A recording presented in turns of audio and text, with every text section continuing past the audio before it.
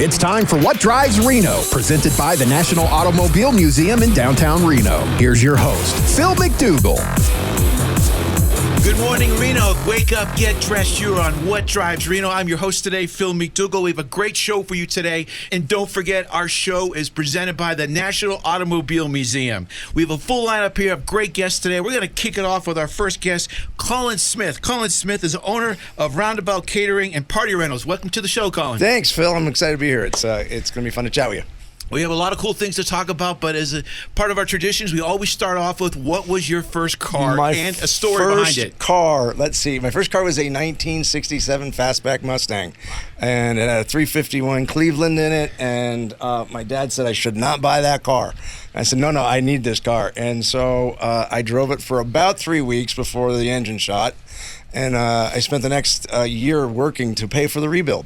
So I guess it comes down to Dad. You know, he didn't know much at the time, but he learned a lot in that night last year. So, but you had a full year of just working on it. So I wrenched it. I wrenched on it, and it was a great thing. I could never quite get rid of the gas smell inside the car, though. Isn't it funny? I joke about it all the time. We always remember our first car. We don't remember what we did yesterday or this morning, but we remember the first car. Any interesting stories behind that, or was it kind of short-lived? Well, no, it was a great car. We had a lot of fun. I blew it off the side of the road one time accidentally when I jumped on it. I thought I could handle it, and it kind of spun around and put me into this little field. So that was Aren't you amazed if you look back, and I think our listeners can relate to this too, when we look back and the things that we did when we were young, we're lucky we're alive, and that thing that our parents used to say, we used to go, oh, come on, they don't know. Right. No, they were smart. They were smart about stuff. It's so crazy. And we're lucky we're here today. Yeah, some of the stuff sure. I'm going, oh my God, did I really do that? Yeah. We were joking before we went on the air about high school reunions and things like that. Yep.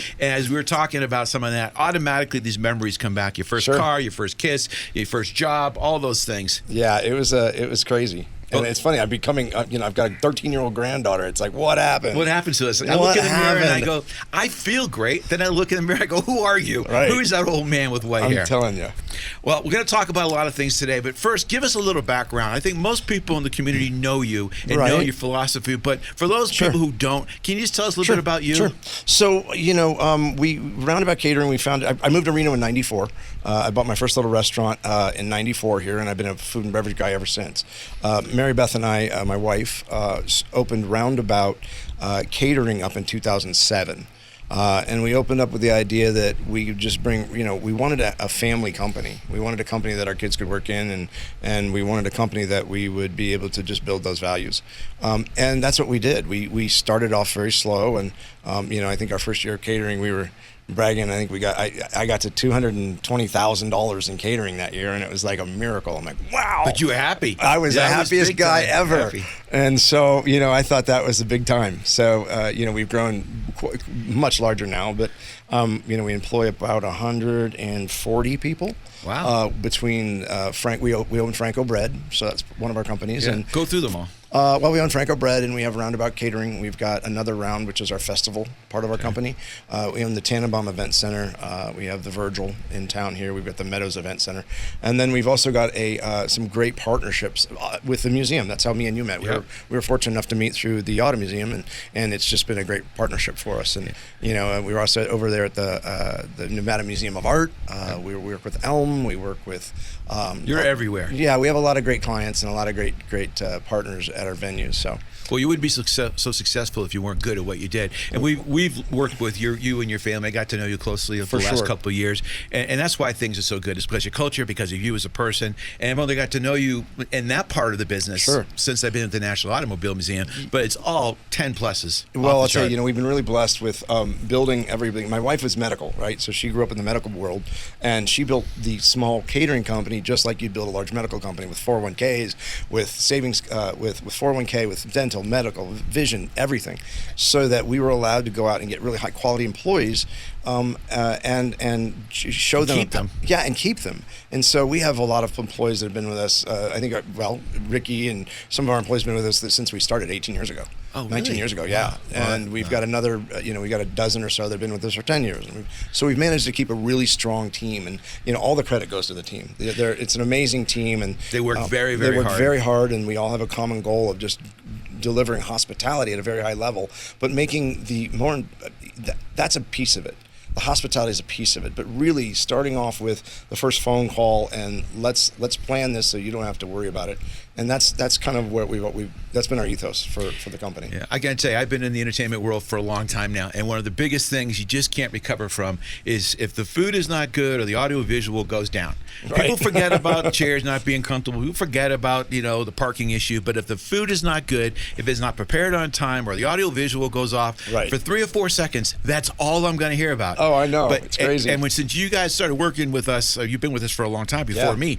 Never have a worry in the world about that. The service is off the chart. The food is off the chart. Well, I take all those worries off the table when you guys are involved. And for people who are listening, I know you've all had experiences where the person didn't show up, or it's not what they delivered. I mean, right? Yeah. Or they make a change at the last minute when you got 250 people sitting there and they go, well, I'm sorry, it's the best I can do. You don't want that in your world. No, so yeah. this is why it's a good thing Roundabout Catering and Party Rentals. Well, we've got a great team, and that starts from just hiring people, kind people. We can teach skill sets, but you can't teach kindness, and that's kind of where we build the company, and we built the company from the get-go that way. So we've been really very important, because a lot of times you got people that are leaving for another 50 cents. Exactly. I'm sorry, I'm just going to date myself, but I've just never understood some of the ones that have come through and I've worked with where I'm at now and in previous employments, and they're going to leave for 50 cents and jump there, and then they're going to jump another place for 50 cents, and I'm going, yeah, it's definitely. They don't do it at your place. You got a good, strong team. Yep. You get to work with the same people you're used to. So Roundabout. Yeah. Where does that name? So the name came from. So it was our 4-year-old daughter that named it. Yeah. I never asked you this before. Yeah.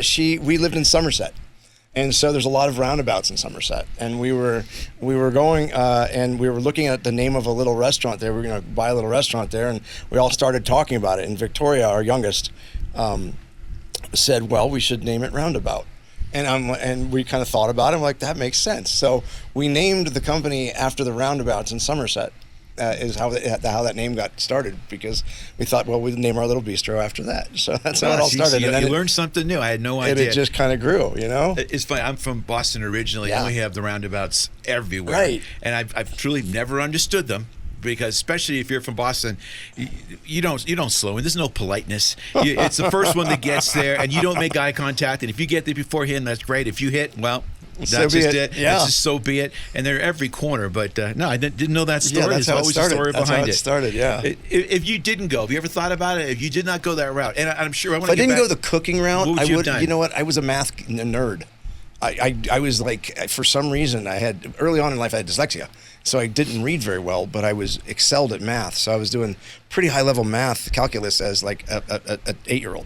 Oh my gosh. Yeah, I was really math inclined, and I got burned out of it. But I would have done something with math probably, which is weird because it's not a people thing, and I'm very much a people thing. But it goes all the way across all businesses. Yeah. So you have to have that basic. So I would have done something with that, or I would have been a car guy. It seems like a good gig. I like your gig. Yeah, I'm pretty. You get to drive. You get some really cool rides, dude. I am. I said there's 240 cars at the National Automobile Museum, by the way, who's presenting this show, and I don't have to pay for the insurance. I get to drive them once in a while. That's amazing. Yeah, I do take about 10 years off my life every time I drive one, because I'm so worried that something's going to happen. We had that function. We were up together last Sunday. We were up together. Yeah. Touch base on that. I had Porter Felton in last week talking a little bit about it, but that was amazing. Yeah, that was that's the Ruba fundraiser for memory care. Yep. Keep Memory Alive. His I believe it was his mother had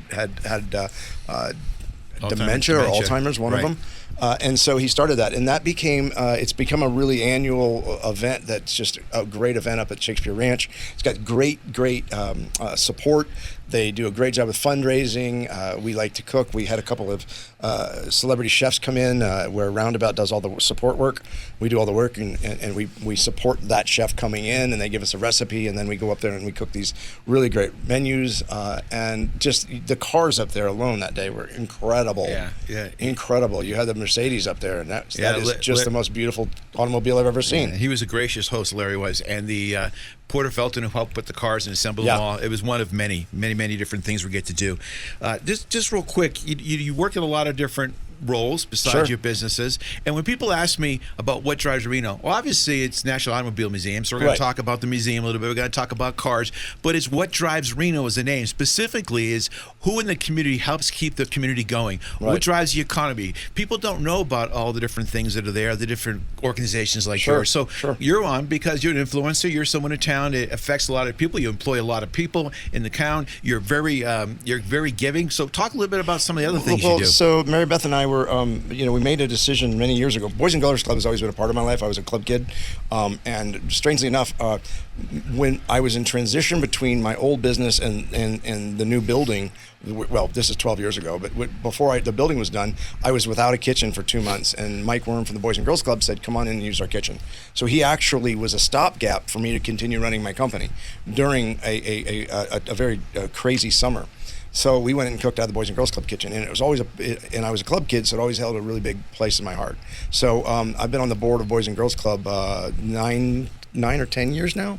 This year I'm board chair. So that is one of our big philanthropic efforts. We really do put a lot behind the Boys and Girls Club. We also support Big Brothers Big Sisters. We also support Eddie House. We support throughout the community where and you've supported the National Automobile Museum many times. Yeah, of course. Very humble, but you do a lot for us. Anything you guys need, and everybody needs food, so for us it makes it easy for us to be able to donate food or time or whatever that is. And so we really do believe that the fabric of the community is what keeps it together. Reno is a very, it's 500,000 people total all around the areas. Our Boys and Girls Club is the same size as far as numbers of kids served as the metropolitans, where there's 3, 4, 5, 6, 7 million people. Wow. The club is just it's 51 sites. We're constantly looking how we can serve more kids, and what we can do to really further the community goals, as well as helping the children that don't have the advantages that we've had. All great things. I mean, we got to put more money, in my opinion, into the youth. Because if we don't, sure. What's going to happen? Right. People always go, it's got to start put it there. Later on. No, start then, where you can make a significant difference for them. Exactly. So, if there's anything specific on, is there a need that you want to share with our audience today? I think that just making sure that as you go through, I don't know. For me, I just want to always live a life of gratitude, and I want to make sure that everybody, not everybody, but we really do preach it and live it. If you're thankful for the little things, then you can really give back. And we've got such a great community. We've done financially. The company has done well enough that we are in a place to give back, and so we're lucky that way. No, that's great. A couple of minutes here before we wrap up or go to commercial break. You've been in business how long now? Since you started? So, 94, I bought my first restaurant, but we've had Roundabout for 18 years. Okay. So people who are listening, I just envision this is a very tough business that you're in. Yeah. To grow it, to keep it, to sustain it. There's always, people have a real strong opinion on their food, really strong opinion on the experience. Right. And I'm not put words in your mouth. I'm just telling personally. Right. I might agree to do A, B, and C, but somehow when the event starts, I agree to A, B, C, D, E, F, G, which is. You just try and make the experience good. So for people who are starting out in businesses in general, is there anything that you want to share with them that helped you get over those rough times? I'm sure you had some real rough times. No doubt. We've had very rough times. We watched during COVID, it was a huge deal, and we watched the whole business disintegrate overnight. And we made a decision to keep everybody employed, no matter what, because when we came back from COVID, our team was so strong. That's amazing. And that was a decision that required a lot of guts, because it was very financially taxing. But I think that you have to be flexible. You have an idea what you're going to provide. If it's not what the community wants, then it doesn't matter. You need to be able flexible. If you need to cut deli sandwiches, then make deli sandwiches. You need to cook chicken parm for 2,000, cook chicken parm for 2,000. In any business line, you just have to be flexible, and you have to. The beauty of a small business is you're maneuverable. You're not trying to move a massive ship. You're not like a Amazon, where you're trying to make a policy change that affects hundreds of thousands. You're making changes that are very small that can, and so you're flexible. Use that flexibility to your advantage, and get to where the big companies can't. Did you ever almost give up? You and Mary Beth? No. No? You always hung in there. You Oh always yeah, had we're a not. dream. Yeah, there's no quitting us. And I'll tie it back into cars. You know, at one time there was like 3,000 manufacturers there, and some of them were so close to just making it big. Right. Some, a couple of things were out of the control: economic challenges, the depression, the war. They came, things like that. But they were so close. A lot of them had this dream that they just gave up at the wrong time. Right. And someone else took that great idea and just it made it happen. And tweaked it and made it happen. So my big thing is you just never give up. No. You keep hanging in there. You Take never the know when it's punches. going to start to sunshine. Could be there tomorrow. So Yeah. I appreciate that. I love your culture, and I Well, love Phil, your philosophy. You're a great person. We've been really blessed, and I would be remiss if I didn't tell you we really appreciate you. And what the changes you've made at the Automobile Museum. We've seen it before you and after you, and I'm telling you, it is night and day. You've done an amazing job, and we're just thrilled to death to be part of the team. Well, thank you very much. I'm very grateful. It's the board's direction. They're just letting me have fun and do these things and having patience with me through my learning curves. But it's all the board's directions, and I'm just lucky enough to be there. Cool. Colin, thank you very much Phil, for being on the my show. friend. I appreciate it, my Always friend. a pleasure. And we're going to take a quick break, but before we do, I want to remind everybody what the word of the day is. The word of the day is Eagles. And what you're going to get is 6 tickets to our Eagles tribute concert on September 19th. I'm going to tell you how to win that when we come back. We'll be back with more What Drives Reno on 1060 AM KFOY, Radio for America. Get ready, Reno. The National Automobile Museum presents an unforgettable Eagles tribute concert. Friday, September 19th. Sing along to the timeless hits you love under the stars, rain or shine. Tickets are just $20 or $15 for museum members. Call 775-333-9300 for your discount code. Don't miss this incredible night of music, memories, and classic vibes at the National Automobile Museum in downtown Reno. Get tickets at automuseum.org/events. We're back with more What Drives Reno, presented by the National Automobile Museum in downtown Reno. And now here's your host, Phil McDougall. Welcome back to What Drives Reno. This is Phil McDougall, and don't forget, this show is presented by the National Automobile Museum, located right downtown at One Museum Drive. Word of the day I mentioned earlier before our last break is Eagles. Why is it Eagles? Because for those of you who aren't familiar, we have a tribute concert coming in, the Eagles Tribute. Now, everybody knows their music. Everyone loves their music. It's great for all ages. It is going to be taking place, an outdoor concert, at the National Automobile Museum on September 19th. I guarantee you we're going to sell out way before that. I looked at the numbers and we're pretty close already, but I have 6 tickets. I have a couple of pairs here I'm going to donate for the first person. Actually, let's just make it the first 3 people that send me an email at phil@automuseum.org. Phil, P-H-I-L, at automuseum.org. The first 3 people that send me an email and put the word of the day Eagles into it, I'm going to have tickets for you. And then I'll probably throw in a few other things on top of that just to kind of round it up and make it special. Speaking of special, I have a very good guest, great guest here today. His name is Michael Christian. Welcome to the show, Michael. Thank you, Phil.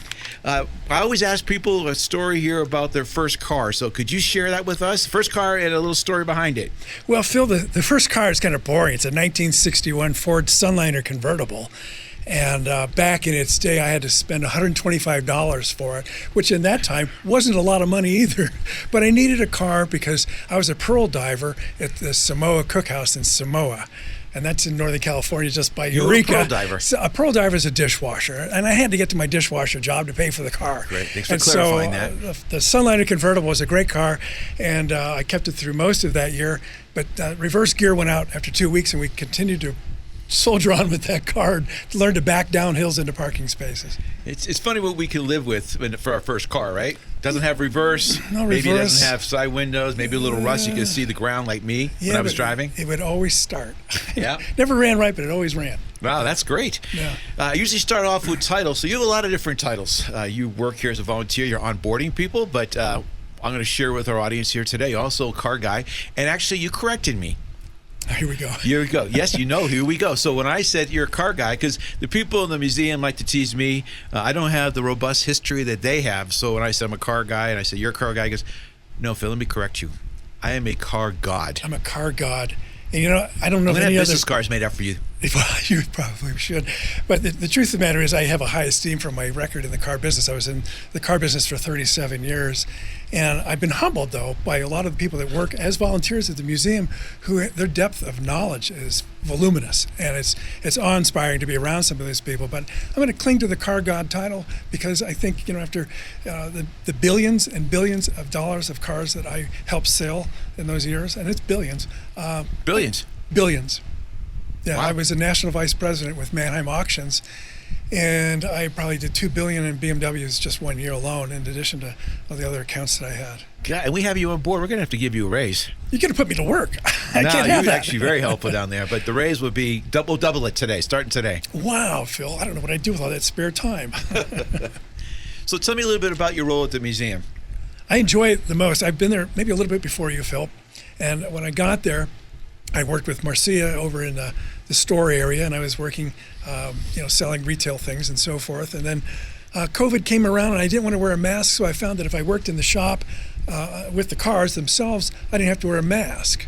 And so I did that for most of a year, and then eventually I saw that really my calling would be at the front desk, and I love that. I get to meet people from all around the world. They come in, every day that I'm there is somebody from a foreign country. And you've been doing that how long now? About 5 years. 5 years? 5 years, yeah. So tell me, I kind of jumped around. I don't want to overlook your history. I kind of jumped ahead too fast. I apologize. So I didn't realize the billions you had in sales. And talk a little bit more just about your history, just your professional history, if you don't mind. I'll tell you something interesting. It's a good way to start that story. Is I got out of college, and I'd always admired my uncle, who was the British car distributor over in San Rafael. I lived in San Francisco. And when I got out of college, now he was the British car distributor, so he had MGs and Rolls-Royce and Jaguar and Bentley and Morris and all these nice. fascinating stuff. Very nice. So I get out of college and I go up to my uncle. I said, "Hey, Uncle Gene, I kind of like to do what you did." And he says, "Sell Toyotas." So I went a different route. I ended up in Santa Rosa selling Volkswagen, BMW, and I did that for a number of years. I became a used car manager at the age of 23 for a Honda store, and eventually took over 11 dealerships for Avis Rent-A-Car in the state of California. I was the area manager, and that was a lot of fun. But then there's a big shift in what happened with the rental car supplies, not going back to the manufacturers. They went to the auctions, and as luck would have it, I got to the auctions before the cars did, so now I got to enjoy a big rise in business with the car auctions. I started with GE Capital. Well, let's go back. You said your uncle was The British car British distributor. guy? So you had that family, and your first car only lasted you 3 weeks? You couldn't pull any No, strings? reverse lasted 2 weeks. Oh, the car reverse? lasted 3 okay, all months. right. Just want to clarify. I didn't know anything about it. With all that family connections, I would have thought he would have gave you one of those Bentleys or Rolls Royces, whatever This you is had. my uncle, not my dad. My parents had another idea about things, and as luck would have it, my mother said, "Mike, there's 6 boys in my family." She says, "You need a small job and a big office and a large building," and I've done none of the above. I've always been kind of a rogue, and if they had just sent me off to college in a Toyota Corolla or something, none of this would have happened. You see, it's all their fault in the car they chose. I blame a lot of this stuff, my we all success do. on them. We all do. Yeah. We blame them for all the bad things, and we take credit for all the good things. They're not around to fight me anymore. So. Yeah, and only they knew the real story behind it. All right, so you joined the museum. You do a really important role with us because for those who are listening, again, this show, What Drives Reno, is presented by the National Automobile Museum here in downtown Reno. But we're open every day of the year except for 3. And I got to just give a couple little bit of background for those who listen to us for the first time. We have about 240 automobiles, from the very first car down there to Elvis's Cadillac. We have a new exhibit every 60 to 90 days to keep things fresh for everybody to enjoy. A private movie theater, one of the largest outdoor venues in the whole area on the river, 16,000 square foot, 40-foot bar. Reason I'm saying this, we do a lot of really cool things in addition to a 3,000 square foot children's educational activity center. So we do a lot of really cool things, but we are open 7 days a week except for 3 days the whole year because of volunteers like you. There's no way in the world we could do what we do without volunteers, and one of the most important roles is yours for onboarding. So could you talk about the volunteer opportunities a little bit for those who are listening? Yeah, I'm happy to. And I got to tell you, Phil, a lot of people come down to see the cars. The truth of the matter is they stick around because of the stellar people we have volunteering, especially at the front desk. And I take it seriously that when we get a new volunteer, I don't want them just dropped off or their paperwork to be put into a file. I want them to understand the experience starts at the front door. And so when people come in to visit the museum, the magic happens right there. So I make it a point now when I do the orientations for new people to start with the staff that we have, so there's no strangers on their first day, and I take them through the entire building. I show where everything is, and at that point I begin to start talking about the importance of our revenue streams, and we talk about the events that we have there. And so by the time I get done with them, they've got a really strong orientation. They've met the people, they've kind of sifted through what the opportunities would be as a volunteer, and now they can make an informed decision as to where they think they may want to start. But we also know that, hey, maybe they'll do that for a while and find out that other job looked more exciting. So I think we're pretty successful with the people we've taken on lately under that program, and I'm excited to have some of the people showing up and doing a great job. We've had some people who have been there for 18 years, and we have some people that came on like literally last week. I just want to remind our audience today that it's not, well, I'm going to let you kind of clarify this a little bit, but the biggest thing I get a lot of times when people I talk to about volunteering, they go, well, I can't commit 8 hours every day of the week, or I can't commit to be there every Saturday all day long. There's a lot of different things they could do. Could you walk us through the different opportunities? Because we tailor them for what their schedules are like. Well, we do, Phil, and that's a good point. When people say that I really can't commit to so many hours or things, I'm reminded of John Sell. And John Sell drops in all the time, and he's one of our docents. He's, in fact, one of the most extremely knowledgeable men. He's read every book, and he's a great guy, unassuming, but he'll drop in the middle of the week on an afternoon and just talk to customers. He'll walk, because I call guests, but he'll walk through the galleries and he'll bump into people. He's got his name badge on, and he'll spend a few minutes with them and just enhance their experience. And so if you can't commit to a regular schedule, well, we can have you come in as an ambassador. Those are the people who kind of roam around and make sure that our guests are having a great experience. We also have events at night. We have events on the weekend. We have field trips from schools that come in. As a substitute teacher, I've worked with some of those groups. It's a lot of fun. But for me, my niche is the front desk. I just enjoy meeting the people we have there. But I got to tell you that if we can't make you happy as a volunteer, then we've failed the job, because there's too many opportunities that they couldn't possibly find something they'd like. Right. So you just touched on a few of them. You could be working the events, you can work in the school program, you could be just an ambassador who's roaming around, you could work in our store, you could work at admissions. We have a shop that the volunteers help us every single day, tinkering with some of the cars. My goal is to get at least 2 cars a month that we go through and find out and diagnose them and see what the issues are. But there's a lot of different things we could be doing. That's exactly it, Phil. And I got to tell you, besides the work, it's also a chance to socialize with people of like mind. Yes, absolutely. And I got to tell you, I really appreciate the time we have when we have meetings, and there's an interaction, social interaction. I just changed days this week to help out with another volunteer, and I got to meet a whole new bunch of people I don't normally see on the day where I normally work. And so for me, it's just a great opportunity to get together with other folks. And the other thing that I get from a lot of people is, well, I don't have the car experience that others have. Doesn't matter. To me, it doesn't matter. Look at, I'm almost a car guy in your eyes. I'm getting there. Phil, you're coming along. You're coming along nicely. But there's a lot of people that get intimidated by that. But just some of our volunteers that had they love cars. They worked on them. Yeah. But there's a perception that, I need to be this person who can get in there and open it up and repair it.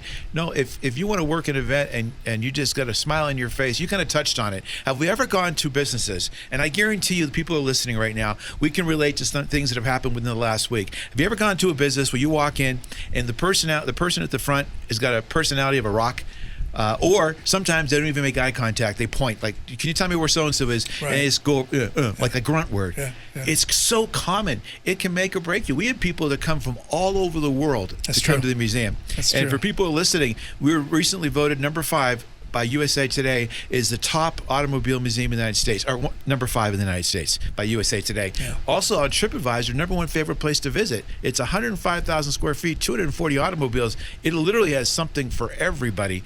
But service is paramount for us, and the volunteers are bringing it. So thank you. Phil, you talked about how people can come in and I don't know a lot about cars. I'm not a car guy and everything else. I talk to every customer that comes in when I'm on shift there, and I always ask them, I said, well, husband and wife are standing there, which one of you is the car guy? Either one of you a car guy?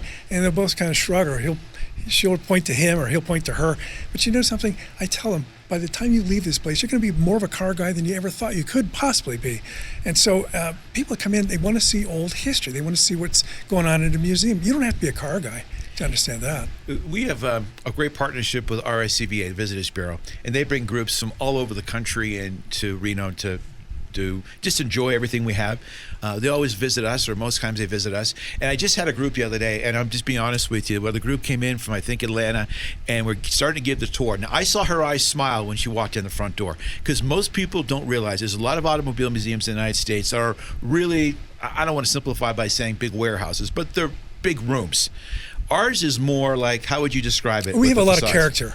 We have a Absolutely. setting, you have the storefronts, the facades. There's a lot of feeling, there's a lot of tactile things that you can see. That, and I got to tell you, one of the things I heard recently is, you know why the movie marquees are set up high, and why these other signs are set up high? Because when people started riding around in cars, they were higher up. And so visually, it changed the layout of the landscape.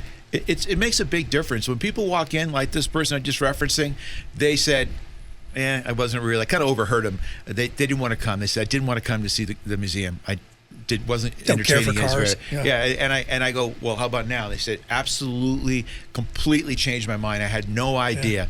You have like a movie set, I describe it, with the facades, the general store with the hostess carriages in that gallery, 30th Street, and the cars that represent 30th Street with the marquee, like the general store, 50th Street. And we also, we have a lot of people who come in and just like the story. So maybe I don't have my hands-on experience with the car, but the car that was in 1920s, I remember seeing my grandfather at a picture of that. Or the other couple will come in, they go to the Gallery 3 in the 50s car. They go, that's the first car I've had a date with your mother. They have great stories to remember. I had a couple come in this week, honest to God, and she was a little bit younger than he was, but they went through the admissions. I got them on their way, and about 5 minutes later, the husband came back, and he's starting to tear up. And I said, you okay? He says, I just have to tell you, I'm seeing things, I'm remembering all the stories of my youth and everything. And I said, well, it's okay, keep on going. So he was on the docent tour, which is our free guided tours every afternoon. At the end of the day, he comes back with his wife, and she starts talking about the experience as it was for her, and he's weeping. He's openly weeping. I said, you gotta knock that off, okay? Because they're ruining my afternoon now.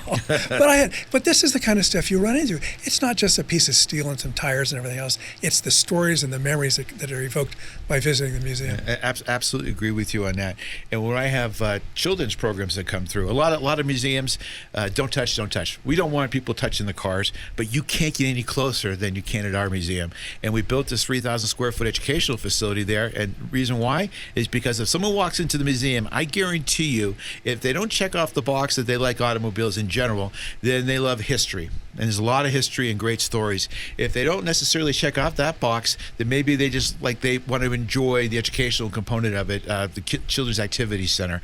Maybe they don't like any of those. Well, I got Formula One cars that are there. Maybe they don't like Formula One racing. We got NASCARs that are there. Right now, we have the what do we call them? The old slammers. How do you describe those VWs? The VWs, all retro, like a version of Mad Max. And I mean, I think we just got about 6,000 views in a few hours just from that following. So we're trying to bring in things to appeal to a wide audience. Yeah. And at Kids Center, maybe we're setting the seeds of our future customers to come back as they grow up, and maybe they'll catch the bug for cars, and maybe not. But the history thing is unbeatable.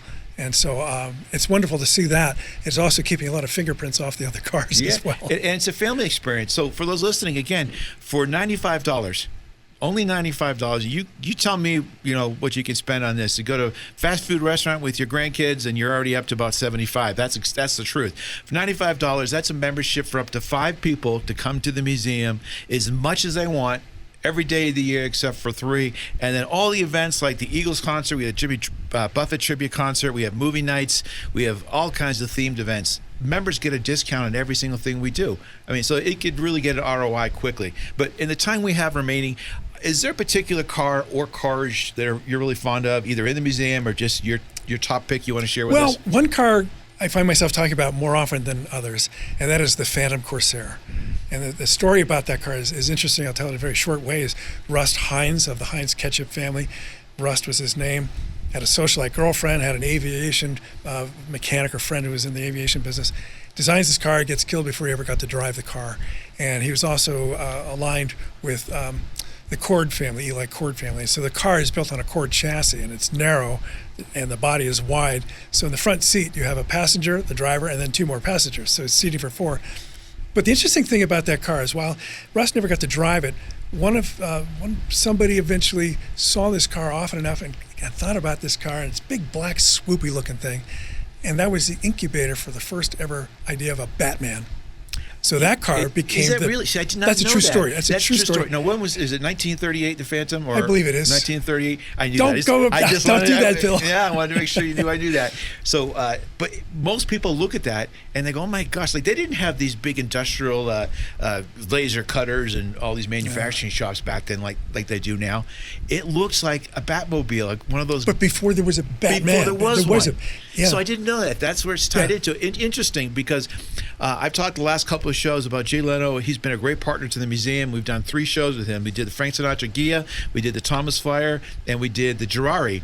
And I just in contact with them, and the one I sent them a video of was the Phantom Corsair. I think it's a great car. And they said, yes, we're going to do another show with that. So it'll be December or January, the Phantom Corsair and the Jay Leno Garage podcast show. It's a beautiful car. Great history. That's one of my favorites. Of course, there's some others out there. I'll just mention the Copper Rolls Royce is another great, one. Beautiful one. The 500K Mercedes convertible. And people always say, oh, we like the Gullwing. Gullwings are a dime a dozen. That's only 1 of 5, I think, or something like that. So, yeah, there's a lot of good history in there. So, and again, the horses, carriages, gallery, it's about 60 cars. You probably know the right number. The 20s and 30s. Gallery 2's got another roughly 50 cars in the 20s and 30s. And then Gallery 3, I don't know, with the Children's Activity Center in the 40s and 50s cars. And we have the Formula One down Main Street. We have a hot rod exhibit. It's going to be here for a couple of weeks still. And then the old slammers, the whole retro Mad Max car club that's in there. Anything else before we take a commercial break you wanted to share with us? There's acres of free parking. And well, here's the other thing I always say. We have no escalators. No. And we have parking that's within 4 feet of our front door, no steps or stairs. And you kind of mentioned a really important part. We kind of glanced over it briefly, but the docent tours. They're almost every day at 1:30, free tours. And they're about, 90 minutes? About 90 minutes, and it's really in depth. I tell people, stick around if you want. Do the docent tour, because you're going to get a lot more quality in your visit. So, Phil, I have a question. You mentioned the horseless carriages up in Gallery 1. And if this is going to be a quiz, I want you to know it's not a hard quiz. I reserve the right to edit all portions of this part of the programming. Folks, call in with your answers. And so the thing is, the horseless carriage, people say, why were they called horseless carriage? Well, think about that. People are making these things, these cars, were making carriages and stagecoaches and whatever else recently in the years past. So now they put a motor on it and they call it a horseless carriage. But what did you do on a morning when you couldn't get the thing to start up? Well, the answer is you went back to the barn, you got the horse, and most of these cars, you could hook up a horse to it. Yeah. Yeah, I love that. I'm glad you just brought that up, because I just forget some of these terms. When I say horses, carriages, I guarantee there's people out there listening going, what does that mean? What is they got horses down there? I don't understand what that means. I got a question for you. Oh. What is the most significant advancement in technology in the first, say, 15 years of the cars that directly affect, I'll say, women? I'm going to take the easy route out. I think that I know the answer to that one. It's the electric starter in the 1913 Cadillac, which was produced by Dayton Electric Company, which is Delco. And why was it so significant? Why did it impact society so much? All right. The problem with starting a crank car was that sometimes you would get a backfire and it would send the crank coming back the opposite direction. And one of, it was Leyland, I think, one of his friends broke his wrist, got an infection, and died from that. And so the quest for an electric starter was culminated at that point. But there was another guy named Brush who decided he had just as good of an answer. And maybe you know this, Phil. How did he get around the crank coming back? He had the engine crank in the opposite direction, so it would pull you, not push back on you. And we have that car. And it was such a terrible car in every other respect, but that's its one saving grace. Another thing, too, for people listening, especially in climate where it gets below freezing at nighttime, can you kind of give your background on what it involved almost every single morning, every single night for the earlier cars? What did people have to do in those colder climates? Well, I would feed the horse and make sure he was ready to go as a backup. Get him ready in the morning. That's a good question. I don't know. I imagine it involved. It used to take 45 minutes to start a Stanley steamer car. I don't know. It probably was not as difficult to start a But gas before car. the antifreeze came in, they'd have to drain. They drained the coal. They See, now you got me on that one. Got it. So You now got me on I'm that either one. making this up or this is what I've Who been told you told. that? Yeah, it depends what dosing. But especially the early years, if you live in colder climates, they had to drain the oil, drain the water, and then put it back in again the next day because it would freeze. It's still a good idea to warm up your oil before you drain it and change it. Yeah, but I mean, if you're sitting here in 1914 and you don't have a lot of options, you're on the farm, the horse is probably a better option. But you know what people don't realize is how popular the electric car was back in those days. You know, we have a 1914 Baker Electric.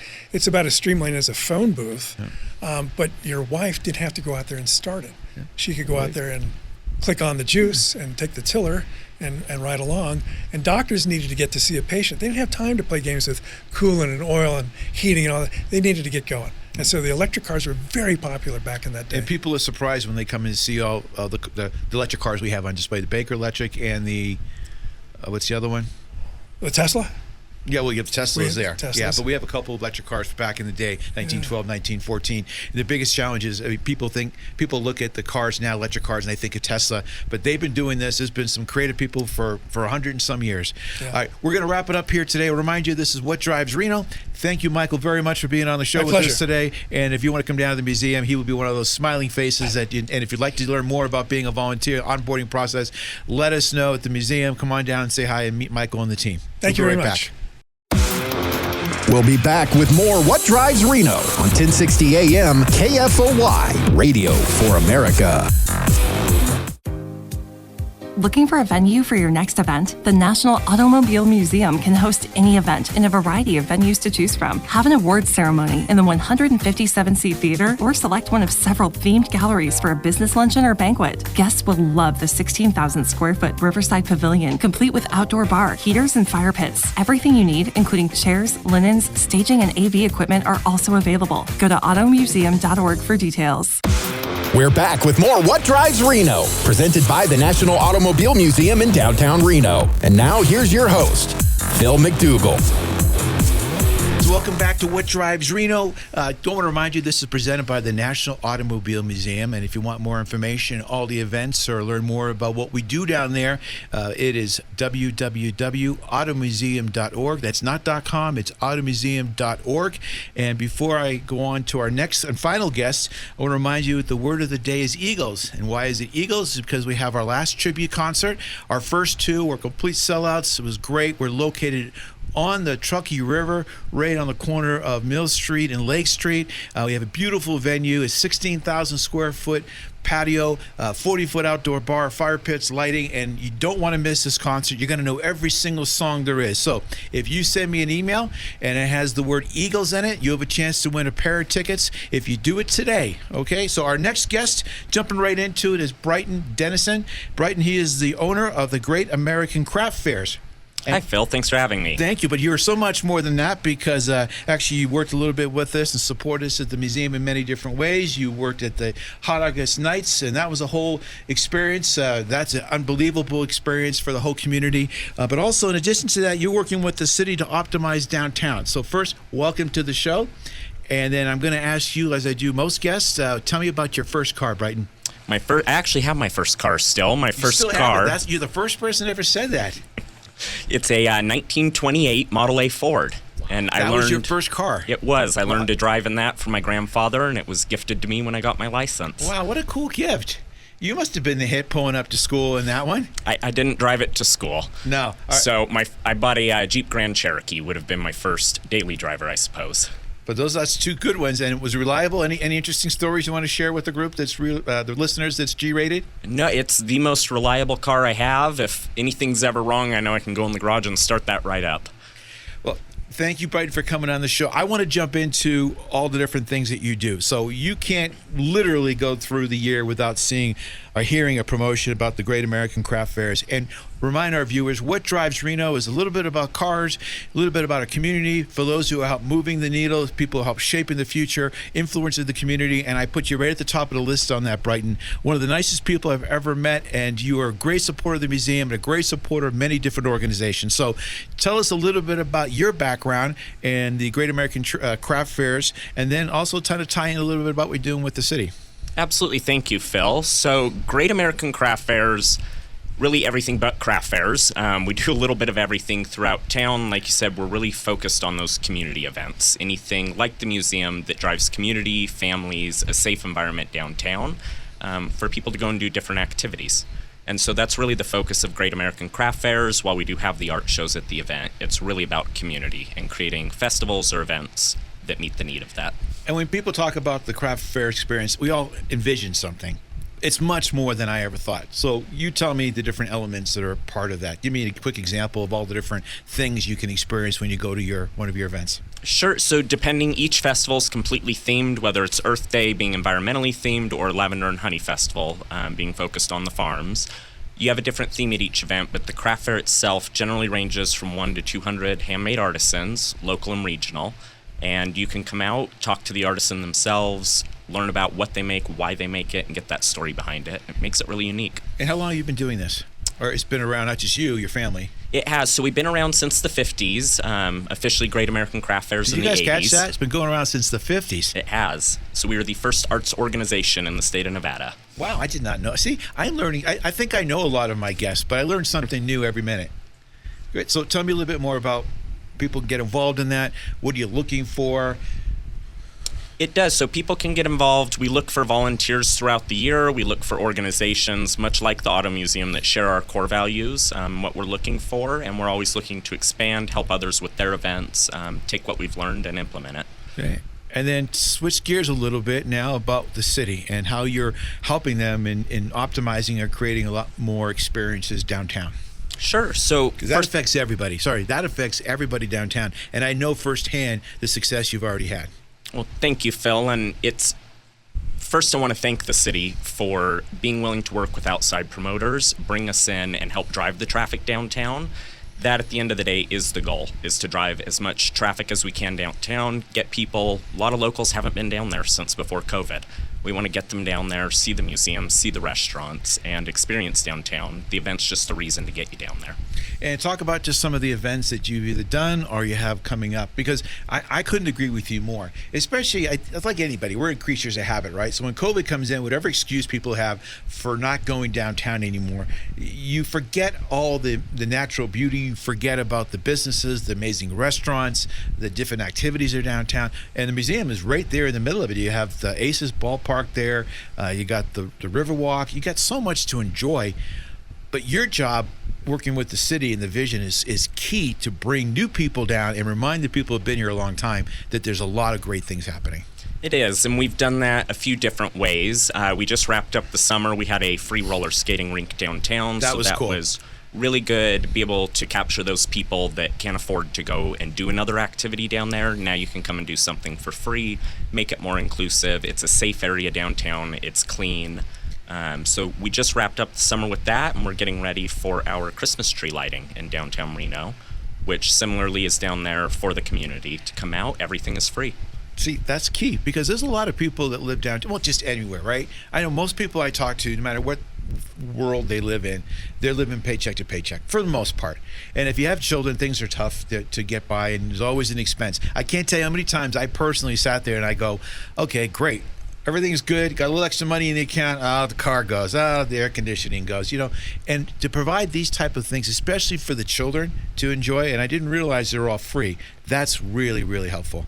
It was really good. We saw a lot of different, all walks of life down there, all skating together.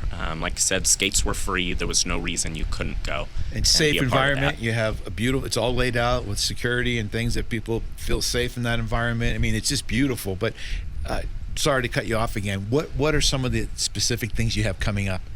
The rest of this year, we have our Great Pumpkin Festival at Idlewild, and then the Holiday Lights Festival in downtown Reno, which is all things Christmas lights. Come through, have a hot cocoa, ride on a train, and look at all the different lights while you listen to carolers.